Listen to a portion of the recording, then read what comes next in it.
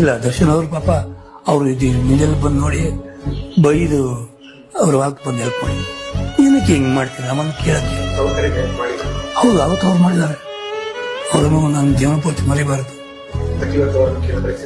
ಅವತ್ತು ಅವ್ರ ಬಗ್ಗೆ ಮಾತಾಡಿದ್ರು ನನಗೆ.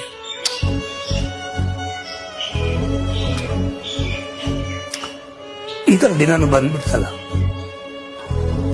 ನಮ್ದು ಈ ತರ ಕಾಯಿಲೆ, ಅವ್ರಿಗೊಂದು ಮಾನಸಿಕ ಕಾಯಿಲೆ. ಅವರಿಗೆ ಮುಂದೆ ದೇವರು ಈ ತರ ಸ್ಥಿತಿ ತಂದಿರ್ತಾರ. ಎಷ್ಟು ಜನರಿಗೆ ಅನ್ನ ತಿನ್ಬೇಕು ನಾವಲ್ವಾ?